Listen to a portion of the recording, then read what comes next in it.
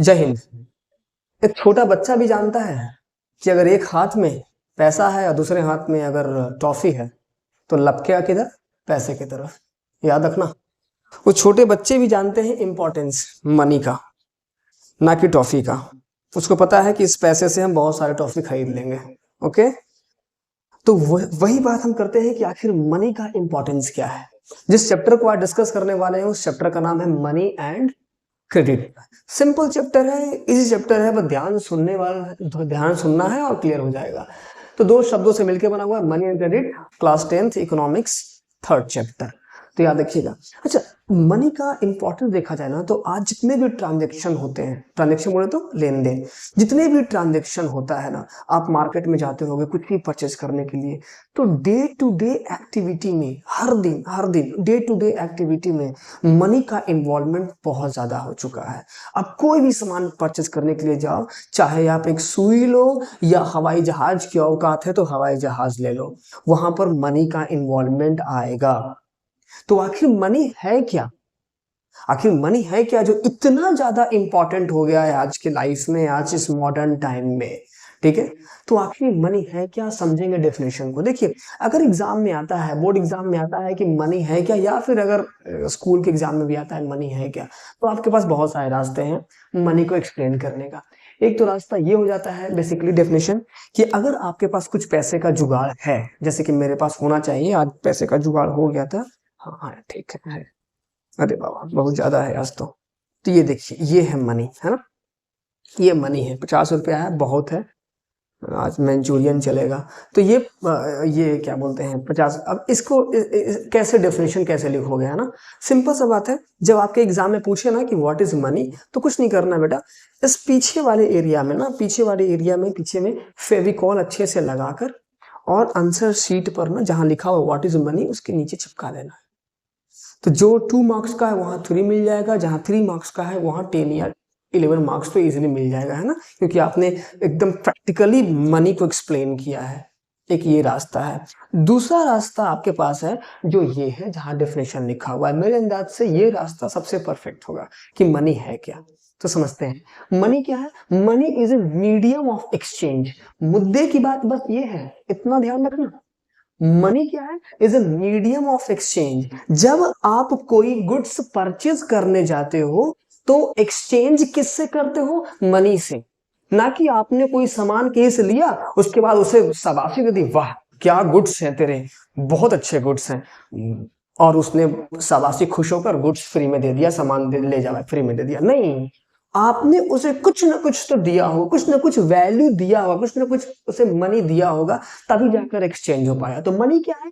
एक medium of exchange है जो सबसे ज्यादा एक्सेप्ट होता है, वाइडली एक्सेप्टेड। कहाँ? ट्रांजेक्शन में। जब आप ट्रांजेक्शन करते हैं, जब आप लेन देन करते हैं किसी भी गुड्स का या सर्विस का, या फिर आप किसी को उधार लिए हैं तो जब चुकाते हैं, तो वहां पर सबसे ज्यादा अगर इस्तेमाल होता है तो वो मनी का होता है। तो मनी क्या है? Is a medium of exchange. Example लेते हैं बड़ा सा, कैसे मीडियम एक्सचेंज। एक और एग्जाम्पल लेते हैं। मान लिया जाए कोई आदमी है, कौन है, इसका नाम बड़ा ही प्यारा सा नाम है, भूल रहा हूँ, हाँ धतूरा पहलवान, है ना, क्या नाम है? धतूरा पहलवान।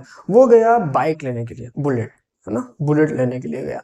अब उसे क्या हुआ, उसके पास दो आइडिया दिमाग में आया। एक आइडिया क्या आया कि अगर हम इस बुलेट को ड्राइव करने के लिए मांगे और लेके चंपत हो जाए, है ना, तो तब बुलेट हमारी हो जाएगी। और दूसरा रास्ता ये है कि हम इसे कुछ पैसे दे दें और तब हम बुलेट रख लें। धतूरा पहलवान को दूसरा रास्ता अच्छा लगा, क्योंकि पहले में डर था उसे। पहले में डर किस बात का था कि अगर पकड़े गए तो मुंह वगैरह, थथुना वगैरह थूरा जाएगा, एकदम कूच कूच देगा मार के, समझ रहा है ना। तो इसलिए दूसरा रास्ता सही चुना। और क्या चुना दूसरा सही? कि हम पैसे देते हैं, और जैसे ही उसने पैसा दिया ठीक है, और उसके पास बाइक आ गई, उस बाइक का मालिक बन गया। उस पैसे ने वर्क कैसे किया? As a medium of exchange. उस पैसे से उस बाइक का एक्सचेंज हो गया। तो याद रखने वाली बात है, डेफिनेशन क्लियर हो गया क्या कि मनी वर्क कैसे करता है? Is as a medium of exchange that widely accepted in transaction. जब आप करते हैं ट्रांजेक्शन तो वाइडली एक्सेप्ट होता है, चाहे आप गुड्स लो या सर्विसेज प्रोवाइड करो या किसी को उधार पैसे लिए हो तो चुकाना है ना, चुका देना यार, किसी का पैसा लिया है तो उस दौरान मनी का इस्तेमाल होता है। अच्छा ठीक है, एक और डेफिनेशन निकल के आ रहा है छोटा सा, उसको ध्यान रखना। क्या? कि आखिर मनी एक्ट कैसे करता है? मनी एक्ट कैसे करता है? तो मनी एक्ट करता है as an intermediate. Money act कैसे करता है? As an intermediate. ठीक है, एग्जाम्पल लेते हैं। एग्जाम्पल का अलग मजा है, बिना उदाहरण के सोशल साइंस में बहुत दिक्कत होता है, इसलिए एग्जाम्पल समझो। मान लो कि एक स्कूल में 2-3 दोस्त थे, दो दोस्त आपस में लड़ गए। दो दोस्त आपस में लड़ के मस्त एकदम धक्का मुक्की हुआ, मुंह दांत सब एकदम जमीन पर तैर रहा है, दांत, है ना। ऐसा जबरदस्त लड़ाई हो गया दोनों में, पहला में और दूसरा में। याद रखना, पहला में और दूसरा में जबरदस्त लड़ाई हो गया। अब पहला दूसरे के लड़ाई को सॉल्व करने के लिए, जिसको क्या बोलते हैं आजकल मॉडर्न लैंग्वेज में, कॉम्प्रो करने के लिए, कॉम्प्रोमाइज। तो कॉम्प्रो करने के लिए तीसरा दोस्त बीच में आ गया। तीसरा दोस्त बीच में आ गया। अब उसने क्या किया पता है? जो पहला दोस्त है ना, इसकी बातें दूसरे को बताया कि देख भाई वो ना कॉम्प्रो करने को तैयार हो गया है। दूसरे दोस्त की बातें पहले को बताया कि हाँ दूसरा दोस्त भी कॉम्प्रो करने को तैयार हो गया है। पता है तीसरा क्या कर रहा है? तीसरा एक्सचेंज कर रहा है पहले की बात दूसरे को और दूसरे की बात पहले को। ये एक्सचेंज कर दिया बात को। तो जो तीसरा इंसान कैसे वर्क किया? वो एक्ट किया एज एन इंटरमीडिएट। वो इंटरमीडिएट जैसा एक्ट किया। ठीक है, तो मनी भी तो वर्क करता है एज ए इंटरमीडिएट। वो कैसे? क्योंकि मनी एक्सचेंज करने में वो बीच में इन्वॉल्व रहता है, इंटरमीडिएट वर्क करता है, इसलिए बोलते हैं उसे मीडियम ऑफ एक्सचेंज। क्या बोलते हैं उसे? Medium of exchange. तो money act as an intermediate in the exchange process. Exchange process में जब आप गुड सामान खरीदोगे या लोगे तो उसमें एक्सचेंज प्रोसेस में कौन इन्वॉल्व है? मनी। तो कैसे वर्क किया? As a intermediate. तो यहां से दो क्वेश्चन बनेंगे। पहला कि मनी क्या है, तो money is a medium of exchange. और मनी एक्ट कैसे करता है? तो वो एक्ट करता है एज एन इंटरमीडिएट। ठीक है, इतना ध्यान रहेगा। चलो बहुत बढ़िया। ओके, नेक्स्ट टॉपिक को समझते हैं। और नेक्स्ट टॉपिक क्या है? Double coincidence of wants. अच्छा, इससे एक्सप्लेन करने से पहले ना हम एग्जांपल समझते हैं। एग्जांपल समझते हैं कि डबल कोइंसिडेंस ऑफ वांट्स होता क्या है। इसमें एक टर्म है, इसमें एक टर्म का यूज हो रहा है एग्री। बड़ा इंपॉर्टेंट है ये एग्री। इसके बेस पर हम चलते हैं। मान लिया जाए कि कोई शूज मैन्युफैक्चरर है ना, जूते बनाता है, और वो एक किसान के पास गया और उसने किसान को बोला कि भाई ये ना जूते रख लो। ठीक है, किसान ने बोला ठीक है, जूते रख लिया उसने किसान ने। और किसान से कहा कि मुझे वीट चाहिए, मुझे गेहूं दे दो। तो किसान ने क्या बोला कि ठीक है, जूते रख लिया किसान ने, और किसान ने जूते रखने के बाद उसने वीट दे दिया। ठीक है, सिंपल है कॉन्सेप्ट। एक शूज मैन्युफैक्चरर एक फार्मर के पास गया, शूज दिया, और फार्मर से शूज के बदले वीट ले लिया। शूज के बदले वीट ले लिया। मतलब दोनों तरफ से, एक तरफ शूज मैन्युफैक्चरर और दूसरी तरफ फार्मर, दोनों कॉमोडिटी एक्सचेंज करने के लिए एग्री हो गए। दोनों कॉमोडिटी एक्सचेंज करने के लिए एग्री हो गए। ये हुआ डबल कोइंसिडेंस वांट्स का एग्जांपल। अब समझते हैं डेफिनेशन क्या कहता है। Easy, example clear. अब डेफिनेशन समझो क्या कहता है। बोल रहा है कि व्हेन इन द एक्सचेंज, जब एक्सचेंज होगा shoes wheat, when in the exchange both parties shoes manufacturer farmer agree to sell and buy each other commodities, to sell and buy each other commodity। Manufacturer, जो shoes manufacturer था, उसने cell किया shoes और bye कर लिया wheat. ठीक है, farmer cell किया वीट, अब बाय कर लिया shoes, each other commodities, each other commodities, ठीक है। तो it is called DCW, double coincidence of wants, है ना। नाम से लग रहा हो कितना बड़ा तोप पढ़ेंगे, लेकिन बड़ा ही आसानी से चीज को समझ लिए। It is called DCW, double coincidence of wants. Again समझना क्या कि when in the exchange, when in the exchange both parties, याद आ रहा है, shoes manufacture, wheat, both parties agree, ये एग्जांपल है, लिख मत देना ब्रैकेट में कि शूज मैन्युफैक्चर और वीट, एग्जांपल है सिर्फ।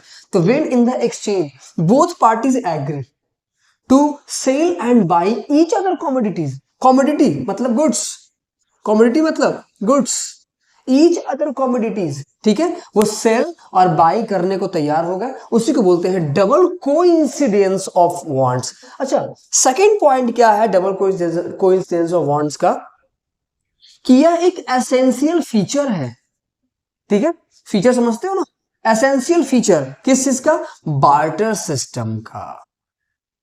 ये डबल कोइंसिडेंस ऑफ वांट्स एक एसेंशियल फीचर है बार्टर सिस्टम का।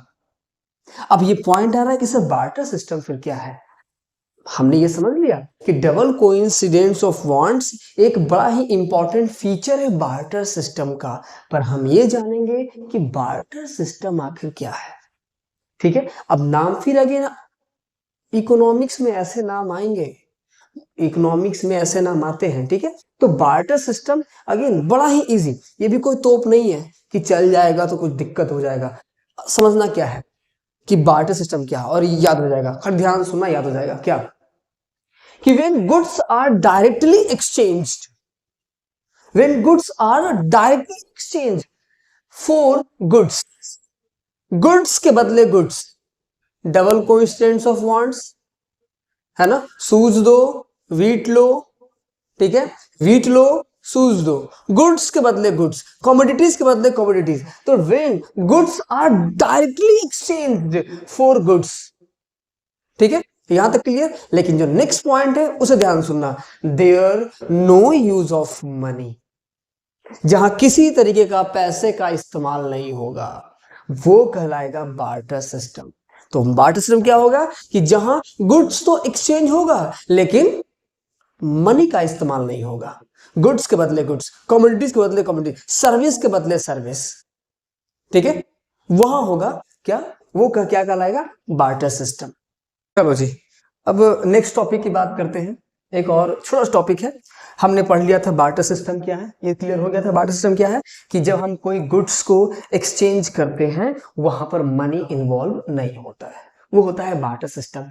लेकिन बार्टर सिस्टम का कुछ लिमिटेशन है, बार्टर सिस्टम का कुछ ना कुछ तो लिमिटेशन है, एक लिमिट तक ही बार्टर सिस्टम का इस्तेमाल कर सकते हैं। एग्जांपल लेते हैं, देखिए हमारे पास कुछ पैसे हैं, है ना, ये देखिए पैसे हैं, अब इसका लिमिटेशन नहीं है, इसका अनलिमिटेड है, ये लिमिटेशन नहीं है इसका। कहाँ, इंडिया में कहीं भी हम जाएंगे तो हम इस चीज का इजीली इस्तेमाल कर सकते हैं, ठीक है, ये लिमिटेशन इसका नहीं। पर बार्टर सिस्टम का एक लिमिट है, हर जगह थोड़ी आप शूज ढोते हुए चलोगे, पूरा 15-20 शूज एकदम पूरे देह में ऐसे बांध लिया है, बाहुबली हो गया, जूता बेच रहे हैं हम, है ना।